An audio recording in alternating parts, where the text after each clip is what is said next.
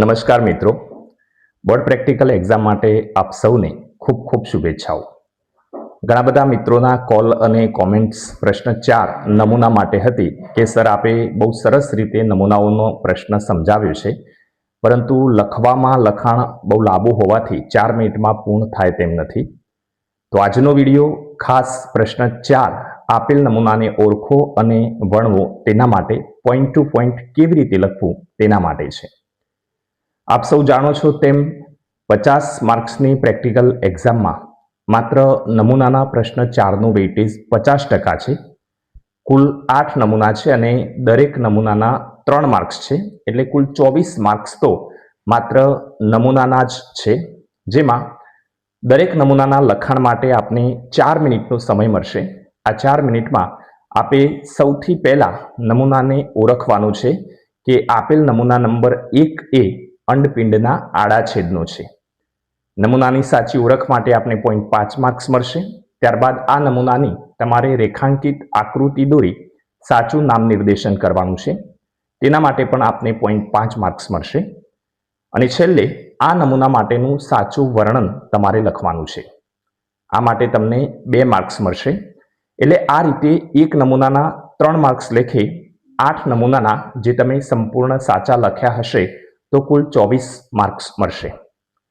બીજું એ નક્કી જ છે કે કયા નમૂનામાં શું પૂછાશે.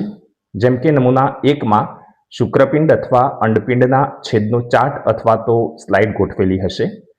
નમૂના 2માં અંડકનો ઊભો છેદ અથવા તેના વિકાસના તબક્કા અને પુખ્ત ભ્રૂણપૂટનો ચાર્ટ કે સ્લાઇડ હશે. નમૂના 3માં અર્ધીકરણની કોઈ એક અવસ્થાનો ચાર્ટ કે સ્લાઇડ હશે. નમૂના 4માં ફરજિયાત સસ્તનની ગર્ભકોષ્ઠીના છેદનો ચાર્ટ કે સ્લાઇડ હશે. નમૂના 5માં કોઈ પણ એક રોગકારક પ્રાણીનો ચાર્ટ હશે. તમારે તેને ઓળખી અને રોગ વિશે લખવાનું રહેશે. નમૂના 6માં શુષ્ક વસવાટમાં વસતી કોઈ એક વનસ્પતિ કે પ્રાણીના અનુકૂલનો તમારે લખવાના છે.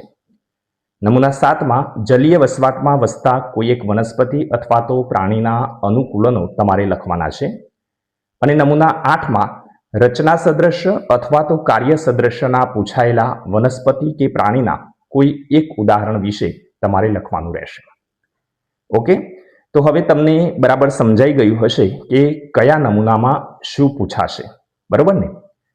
એક નમૂનો તમે લખીને પૂર્ણ કરશો એટલે 4 મિનિટ બાદ એલાર્મ વાગશે, એટલે તમારે રોટેશન મુજબ તમારી જગ્યા બદલવાની છે. એટલે કે 1 નંબરના નમૂનાવાળો વિદ્યાર્થી 2 નંબરના નમૂના ઉપર જશે, 2 નંબરના નમૂનાવાળો વિદ્યાર્થી નમૂના 3 ઉપર જશે, અને એ જ રીતે ક્રમશઃ 8 નંબરના નમૂનાવાળો વિદ્યાર્થી 1 નંબરના નમૂના ઉપર ખસશે. વચ્ચે તમને 8 મિનિટનો આરામ પણ મળશે. વધારાની પુરવણી જોઈતી હોય તો તમને મળશે, પરંતુ બહુ વધુ પડતી પુરવણી ભરવાનો કોઈ મતલબ નથી. જે લખો તે પોઈન્ટ ટુ પોઈન્ટ લખો. ઓકે, તો બસ આ રીતે તમારે નમૂનાના પ્રશ્ન 4ને સોલ્વ કરવાના છે. ચાલો હવે દરેક નમૂનામાં શું લખવાનું છે, કઈ આકૃતિ દોરવાની છે તે પોઈન્ટ ટુ પોઈન્ટ સમજીએ.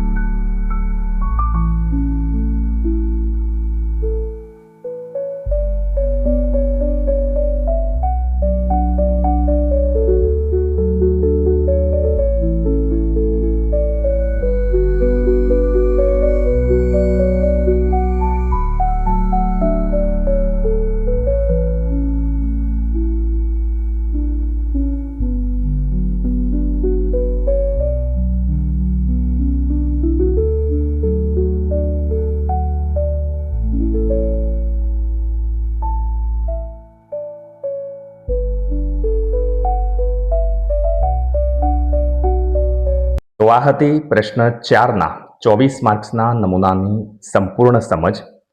આ જ રીતે પ્રશ્ન 1, 2 અને 3માં પણ કયા પ્રેક્ટિકલ પૂછાશે, તમારે એને કેવી રીતે પરફોર્મ કરવાના છે અને જવાબ વહીમાં કેવી રીતે જરૂરિયાતો, અવલોકન કોઠો અને અવલોકન લખવાના છે અને તારણમાં શું લખવાનું છે, એની સંપૂર્ણ માહિતી પ્રશ્નવાઇઝ પૂછાતા પ્રેક્ટિકલ પ્રમાણેની લિંક ડિસ્ક્રિપ્શન બોક્સમાં મૂકેલી છે.